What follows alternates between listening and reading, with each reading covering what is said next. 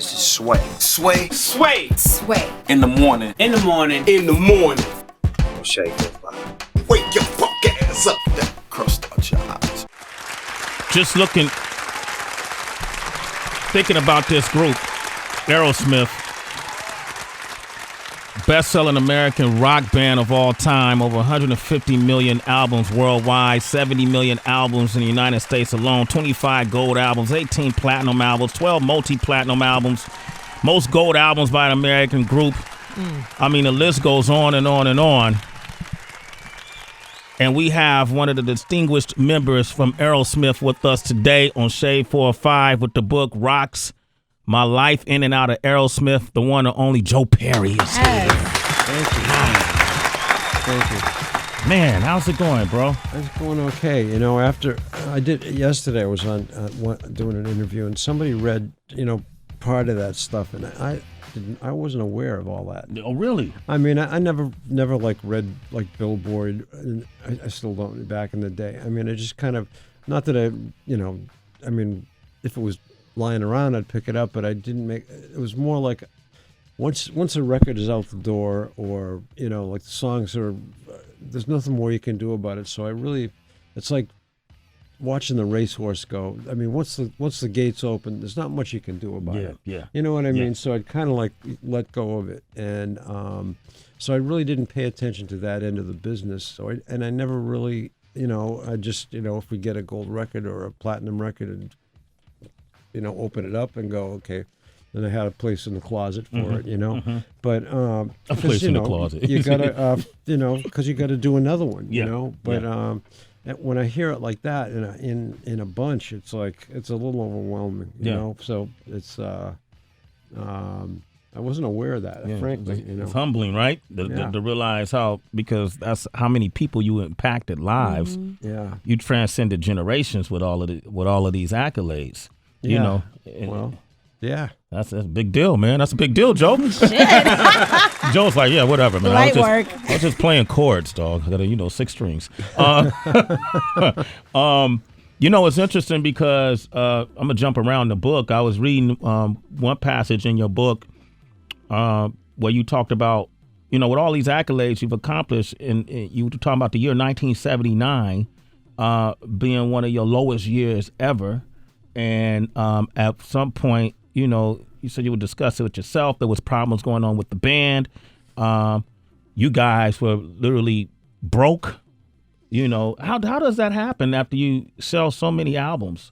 You know what? I'm not really sure. At that point, I mean, none of us had real expensive lifestyles. I mean, we all had houses and a couple of cars, and really, I mean, it wasn't. It really came as a shock to us, and I think that it was a matter of kind of us just going where we were told, and we just loved to play so much. We loved to party so much.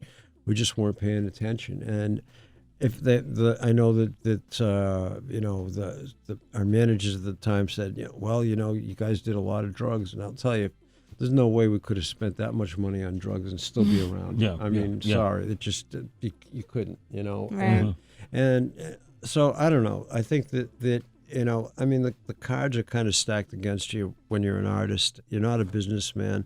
You've got guys that are businessmen, have been to business school, are lawyers. They're sitting, and there's a lot of money flying around. And do I think that anything illegal was going on?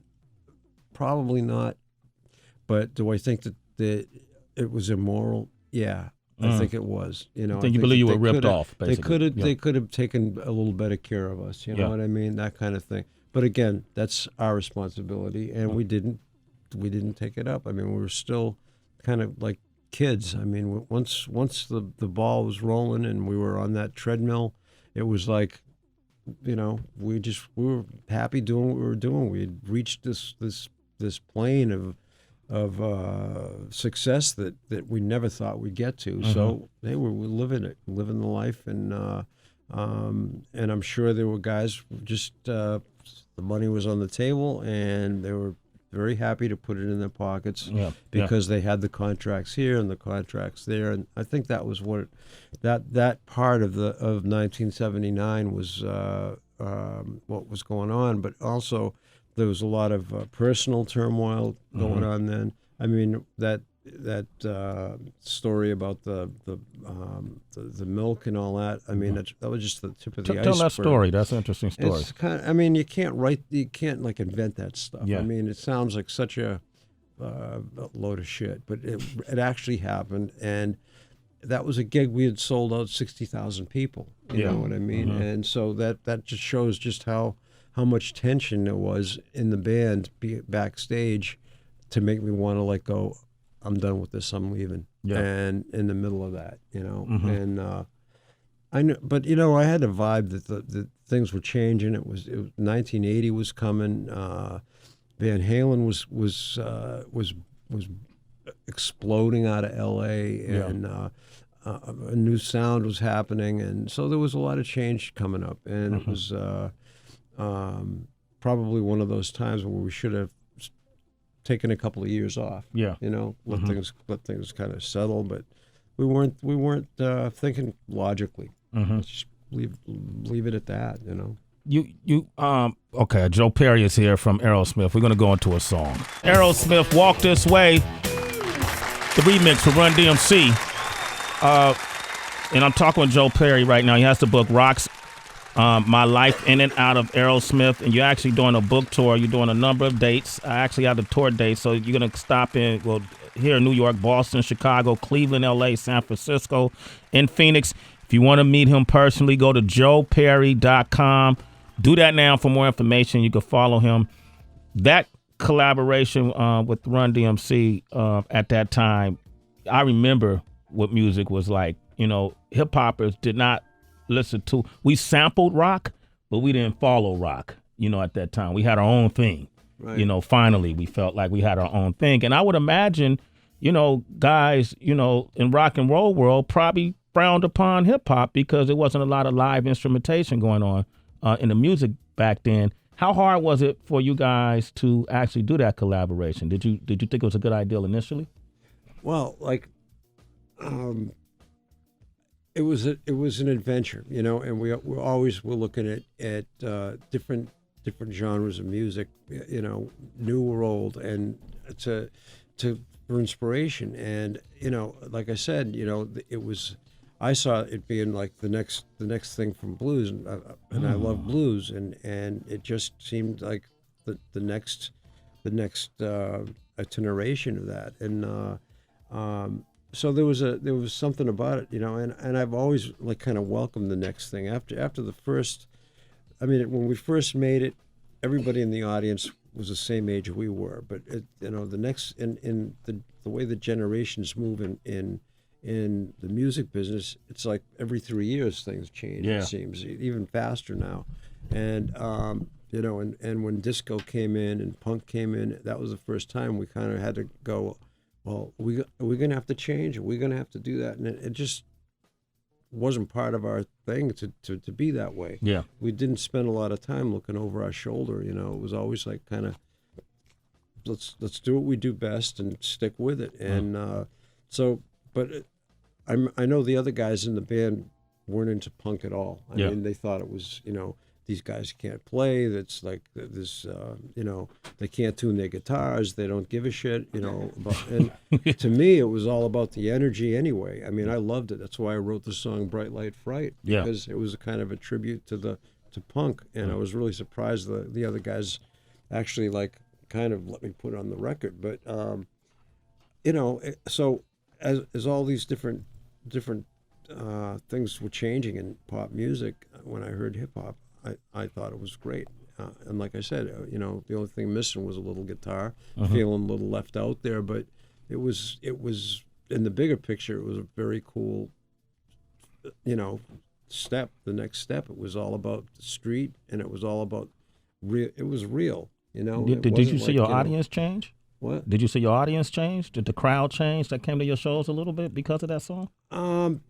Well, not yet. It was starting to change more in the 78, 79. More black folks. I'll tell you, when we actually did some gigs with Run DMC, Oh, wow. and the Beastie Boys were on the bill, and I think one was in Miami, and it was the first. I think it was the only time we played, and it was all black audience, Yeah. and but Walk This Way was a big hit, and it was great to be there and to be accepted there, and it was just me and Steven, you know, and so anyway, we were kind of used to seeing stuff change, but the audience kind of we had the people that stayed with us all through the changes, and we would pick up new fans along the way, but I didn't really realize how important it was to our career until we went to Europe. Some people thought that was our first single. Wow. How interesting is that? It's really kind of, and that was when it really hit me, when people would say, so, now that you've made it, and,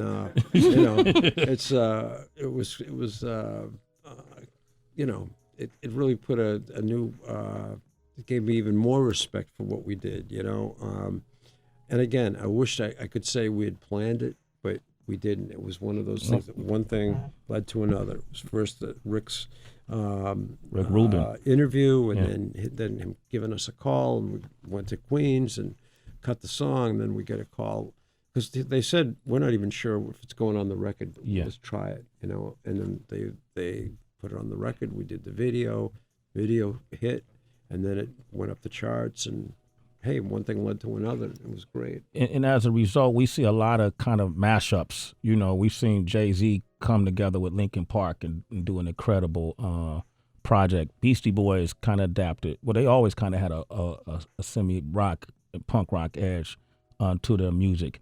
You're seeing more artists, especially rap artists, that are relating to rock music more so nowadays, right? Yeah, wearing tight jeans and everything, too. And even in particular, Kanye West, he had a really hefty quote where he called himself the #1 rock star on the planet.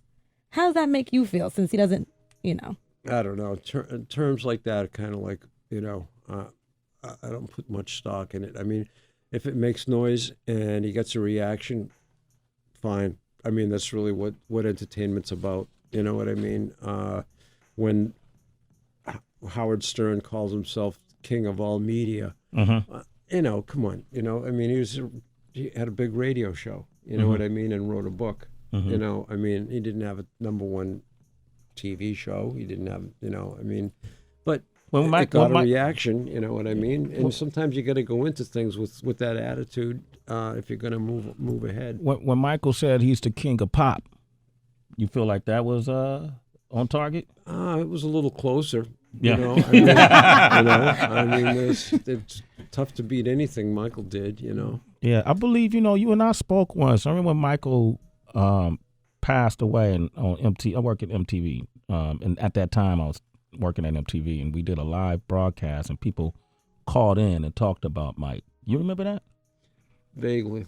Yeah. Okay. All right. Well, I won't go into it. It's something. I vaguely remember too, Joe. Joe Perry is here, man. Joe Perry is here.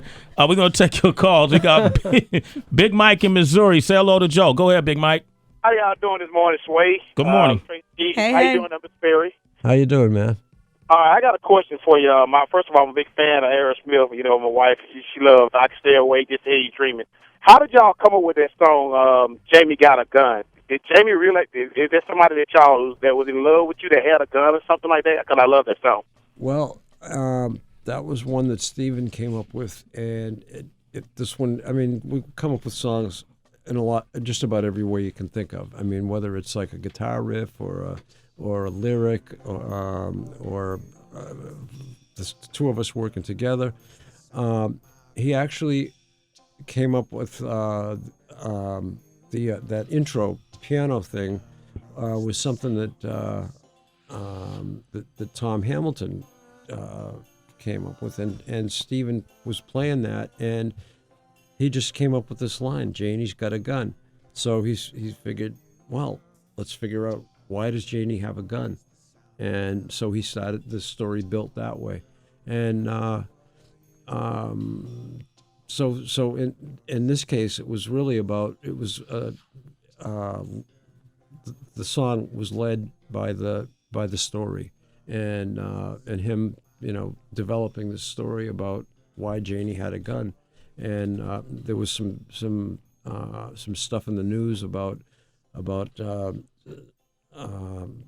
somebody who had a situation like that, a girl that had been molested, and it kind of just worked together, and he got some inspiration from that as well. So that in that case, that's how that one came about.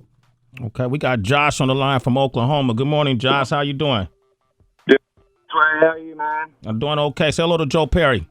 Hey, Joe, man. Much respect, much love. And, Sway, I just want to take this time to recognize you as president of Sway in the Morning. Oh, wow, man. Thank you, man. Salute, man. Hey, Joe, I just want to know, man, what might have been your craziest or, most interesting, just one that sticks out in your memory, like your one-night stand, something that was just cool.